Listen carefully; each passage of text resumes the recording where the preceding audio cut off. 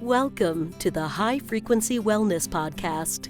Kare has been on the cutting edge of natural healing, energy medicine, and quantum consciousness for nearly 50 years. Author of best-selling books, Why Are You Poisoning Your Family? And You're How Old? How to Recharge, Repair, and Regenerate Every Cell in Your Body. Kare has been a consumer advocate and proponent for natural foods and alternative healing techniques ever since she opened the first biofeedback clinic in Ohio in the late 60s. To get free access to her groundbreaking book, You're How Old? Simply register at www.carespurplericeproducts.com. On the podcast, Kare brings together alternative health experts to share with you how they help their clients live longer, healthier, happier lives, and how you can too. And now, here's your host, Kare Posick. I have a really special guest for you today. Her name is Joyce Gioia, and this woman is amazing. She's been a friend of mine for several years now. She has been an entrepreneur her entire life. She started her first company when she was 14 years old called Jack and Jill Parties. And she was the youngest national magazine publisher at the age of 28. And she's enjoyed numerous successful careers and just started a new television show called Looking Forward with Joyce Gioia. Looking Forward is because she is a futurist, and she has the Herman Trend Alert, which goes out to 29,000 people in 87 countries and is translated into 4 languages. And she serves clients like American Honda, Procter & Gamble, MasterCard, AT&T. She's quoted in the media like in Business Week, Entrepreneur, the Christian Science Monitor, National Public Radio, and it was featured in Women's Day magazine, and she's traveled and spoken in 47 states and in 7 continents. So she gets around and is an amazing woman. She's founding member of the Association of Professional Futurists and is a professional member of the World Future Society and National Speakers Association. And we were really fortunate to be able to catch her between her flying from one place to another in 2 days. She said, I've got 2 days before I leave for Hawaii. And then I'm here for 2 days. And then it's like, oh my goodness. So help me welcome Joyce Gioia. Kare, it's so good to be with you, especially because, the celebrities who travel, name any big celebrity, Lady Gaga, Taylor Swift, Angelina Jolie, they all get to travel with an entourage of people, people who can do their hair and their makeup and make sure that their wardrobe is just the right clothes. But for us normal people, we need to know the shortcuts that we can take that can help us to look good and feel good when we're doing our regular daily lives as well as when we're on the road. Absolutely. So tell us a little bit about who you are and what are you doing and what is all this traveling about? It's hard to nail down exactly one area. I'm a certified management consultant. I'm the author of 5 business books, 3 business bestsellers. I was named USA Today's First Road Warrior of the Year. And I get to travel around the world, sharing my enthusiasm and my knowledge of what works to help individuals and organizations to position themselves for future success. Wow. It's very cool. It's very cool. I mean, that covers a lot. Indeed. What a lot of people say when they grow up, they want to be me. But unfortunately, there's only one me. Or maybe, fortunately, I know you, and all my friends are going to know you now too. So with all of this extensive traveling and I mean, I can imagine you're sitting in meetings and conferences and consulting with people A lot. long Yeah. hours. And, how do you do this? You've been doing this for years. And like me, you and I are kind of like the same age here, I think. And, how do you do it? What do you do? What do you do to maintain your high frequency wellness? I do a lot. I know you do.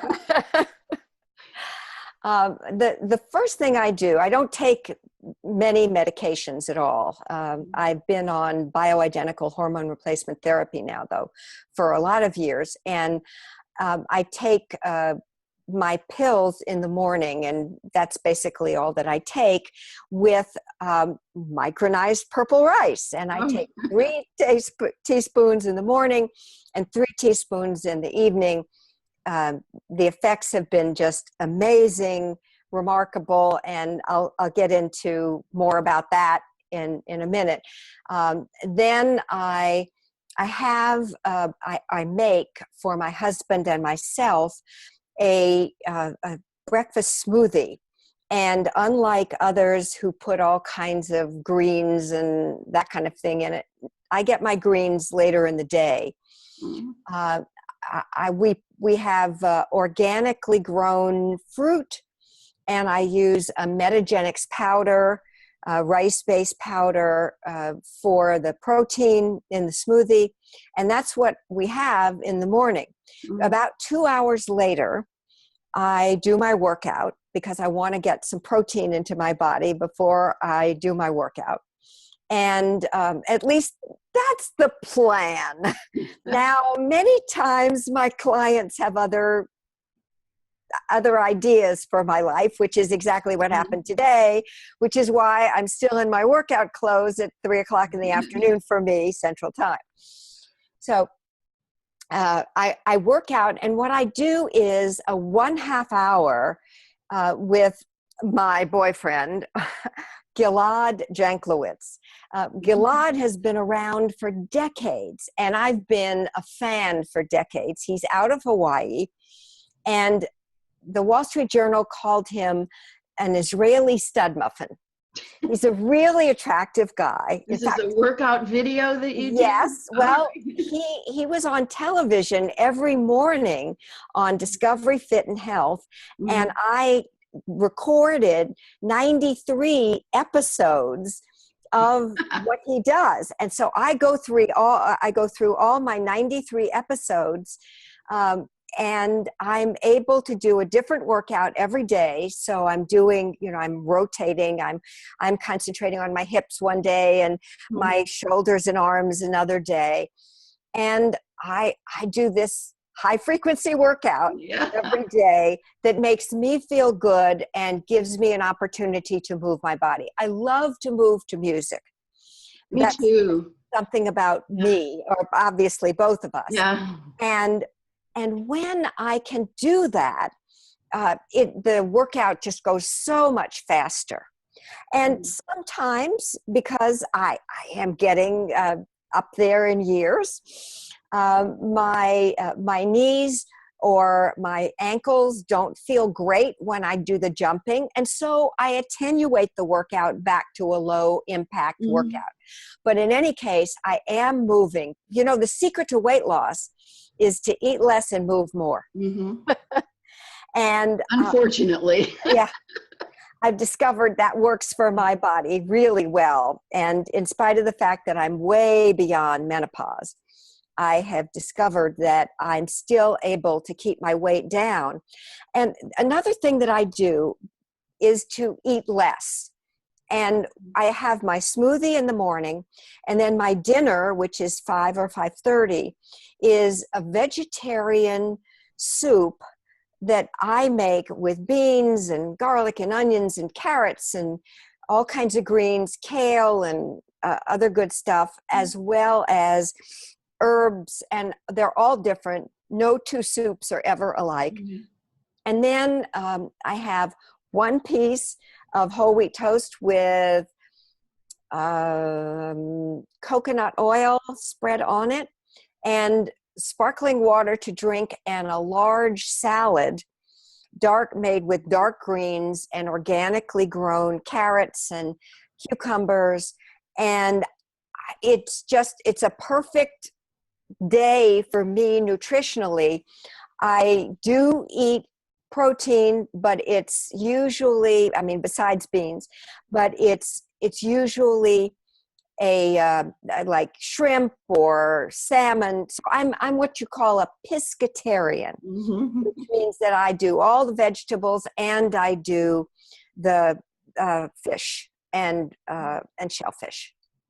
Yeah, me too. That's pretty much where I'm at.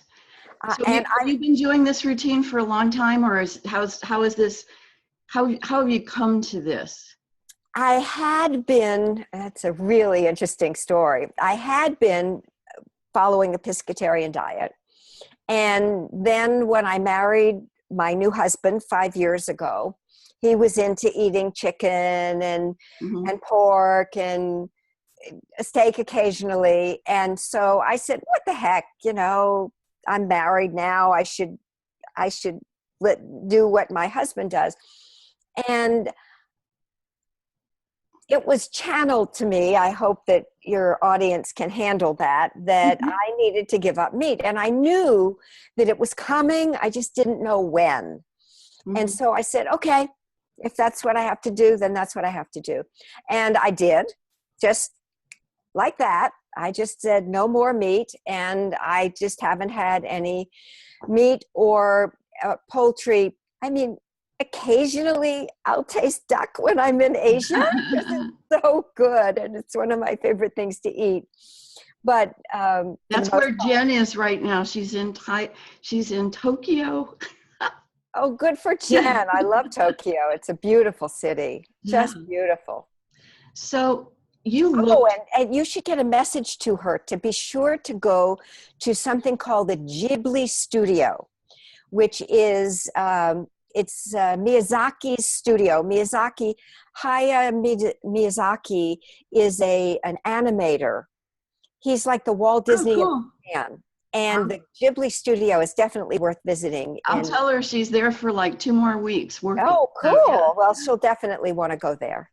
Well, good information. So, Joyce, you look wonderful. Thank you. So your diet and your exercise is certainly working. Pays off, yes. Yeah. So what else are you doing? What do you do my for your skin? My skincare regimen begins with, not surprisingly, purple rice, the serum. Yeah. The Youth Rebuilt Undo Serum. Yeah. And I find that gives me a really good foundation. And it keeps me from having skin that's too dry. And I also use the toner and the face wash. I couldn't find the bottle of face wash when I wanted to because I had taken it out and put it in one of my travel containers. Oh, yeah. I spray that toner all over my hair too, and it has really made my hair better. After you condition it? Yeah. Well, no, even in between, like if I use that toner kind of as a pick-me-up, to just spritz and feel everywhere. Good. Yeah. It's got peptides, micronized minerals. It's just like, it makes everything feel good. Well, you look just terrific. So it's good advice, certainly. Well, I'll tell you, I know when I introduced the purple rice to you and Carl, that was over a year ago, wasn't it? Oh, several years ago. Well, you've been eating it almost as long as Charles and I have. And, possibly. I never thought that I would feel this good or look this good ever again. Well, I got to tell you that the differences in all different areas of my body, you can see here my hair was way back to here. I was losing it, and it's come way forward at this point. You can see. I don't have so many wrinkles in my face. My varicose veins are going away. Now I can I can wear natural colored stockings and not feel embarrassed. For 30 years, I've been staying away from natural colored stockings because I thought my legs looked so terrible. Well, you know, I used to be a skater and a gymnast, so you can imagine what those falls did to my veins. And mine are gone, flattened. And, you know, somebody said, oh, don't tell me about cosmetic things. And I said, you know, I think my whole circulatory system must be stronger if my veins have gone down, and I mean, they're healthier. So that's my entire circulatory system. So it's not just cosmetic, it just shows up on the outside. For sure. And I've actually studied the whole concept of chromosomes. And there's a company called Geron Corporation. And at one time in my Trend Alert, I suggested that people buy the stock. I'm not sure if that makes sense anymore. Mm-hmm. Don't know where they are right now, but they discovered, it's the same company that bought Racklin Labs, which is the Dolly the sheep laboratory. Oh, yeah. They cloned the sheep. And they bought Racklin because they thought that maybe their breakthrough would help the longevity for Dolly. And what they discovered was that there is a substance called telomerase. On the ends of each chromosome, we have these hairs that are called telomeres. Mm-hmm. And as we age, those telomeres get brittle and crack and fall off. Well, what I believe is that the micronized purple rice is actually repairing those telomeres without telomerase. And so that's why you and I, are able to have all of these benefits. I mean, I got to you and purple rice because my husband had come off of chemotherapy, and I called a woman who was my best friend in New York, Dr. Tina Conti, mm-hmm. and I said, Tina, Carl is just not getting better, and he was supposed to get better once he got off the chemotherapy, and I don't know what to do. I've tried a variety of different supports and supplements, and nothing's working. And she says, you've got to try micronized purple rice. And I'm telling you, it was amazing.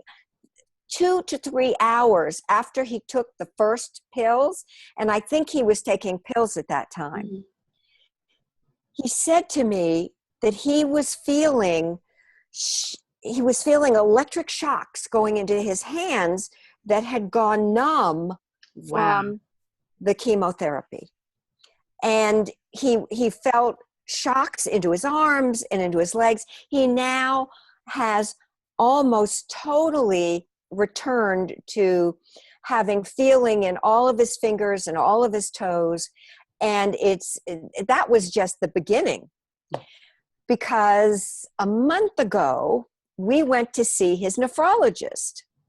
Now, when we started on micronized purple rice, Carl was diagnosed as having had stage 2 kidney disease because of some meds that he had taken for 20 years earlier in his life. Mm-hmm. And the doctor looked at the lab results, and he looked at my husband, and he said, Carl, I am pleased to tell you that you no longer, looking at these results, you no longer have kidney disease. Wow. I love it. Wow. I love it. Oh. Wow. I mean, that was just amazing to us, just amazing. And so we're continuing to take, and the dosage I take for me is because I've seen it work and I want to keep seeing it work. I take 1 tablespoon, which is the equivalent of 3 teaspoons in the morning and 3 in the evening. And I have some pills that I'm not supposed to take except on an empty stomach. And I know that I'm supposed to use my micronized purple rice on an empty stomach. So I use the powder, we both do, because I believe that the powder has a lot better effect because it's taken into the body. Mm-hmm. more easily. And so I make a kind of a drink with sparkling water. I know because it's filtered, and my 3 teaspoons of that. And I also do one other thing. The other thing that I do is something called Wujinsan, Wujinsan, and it's called Chinese gold, but you can't buy it in China. Don't try. I have it. If it exists in China, they call it something else. And we do 1 ounce I do 1 ounce in that cocktail. And I do just 1 ounce in the morning, nothing in the evening. And I'm telling you, it just keeps me happy and energetic and thinking clearly. I mean, it's just, that's what I do. Well, it certainly is working, and I love that you've taken the time out of your busy schedule to share that with us. So how do you stay in a good mood? What happens when you've got things going wrong in your life? Because every time I've seen you, you've got a smile on your face, and you're perky, and you're happy, and you're positive. Where does that come from? Adversity is going to come into anybody's life and everybody's life at one time or another. And if you don't have any adversity in your life, you're probably not alive. Mm. The thing is, the key is how we handle it. A friend of mine who is a professional speaker, and I want to get his name right, and I'm not remembering it right now. It will come to me before the end of this interview, no doubt. And he says, it's not what happens to you, it's what you do with it. Mm-hmm. Day before yesterday, I was on a flight that had a mechanical problem. And I got to the gate, and it was announced after I got to the gate, which was after boarding time, and everybody had lined up to board. And then they announced that there was a mechanical problem and that we should just sit tight. And if they couldn't solve the mechanical problem, which was likely, that they would get us another plane.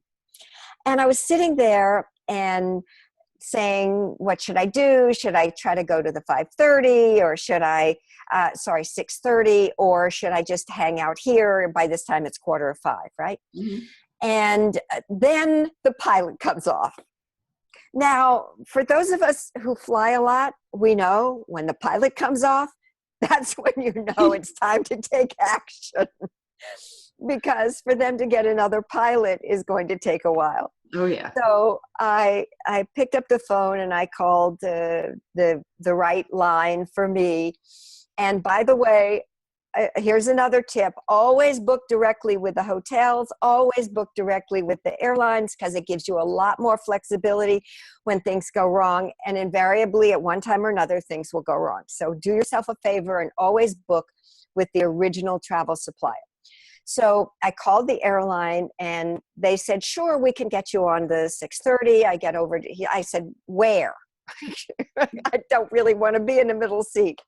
So I get over and they said, the only thing we have left is an aisle seat in the last row or a middle seat in the exit row. So I said, okay, I'll take a middle seat in the exit row. Well, as luck would have it, on the new flight, it had a mechanical. Oh no.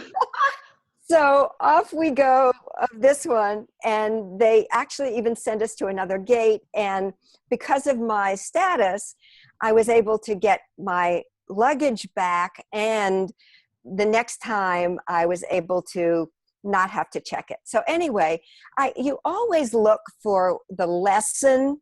And the lesson for me was, this is something else that I can take and share with my audiences on television. Kare, I've done 55 local and national television appearances in the last 17 months. Wow. And And this kind of information is very valuable to people, I think, if they know what to do when something goes wrong. Absolutely. Well, I know that you teach a lot of people about travel, and I know when you travel, your routine gets messed up. It So, does. do you have any special advice for health when you are traveling? What do you about eating or certain things to do for exercise? Or The lighter you can eat, I'm not saying that you have to change your diet completely, but for instance, when you're traveling, you want to eat chicken instead of red meat. Eat lightly because it will help you, because it's lighter food is easier to digest, more of a plant-based diet. When I get bumped up to first class, which doesn't always happen but happens a lot, I'll order the chicken teriyaki, and then I'll leave the chicken, which is always separate now, there, and I'll eat salad and the whole wheat bread roll thing. So it's you try to adjust based on what you have available. I also make sure to carry with me my chosen protein bars or Kind bars or something like that, so that if I am in a position where I can't get anything to eat, that's kind of a fallback for me.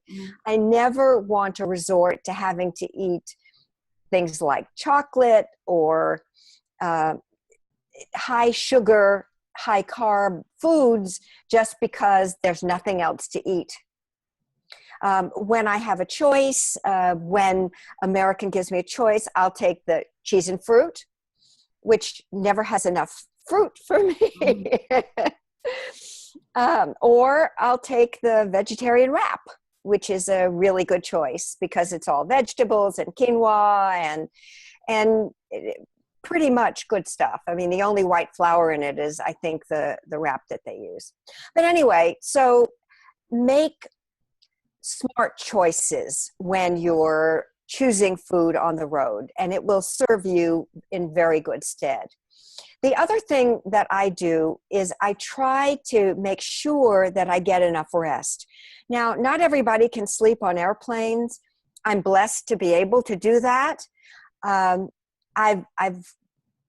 I kind of have my own ways of doing it. Fortunately, I'm not a big person, so for me to cram myself into a seat is not impossible.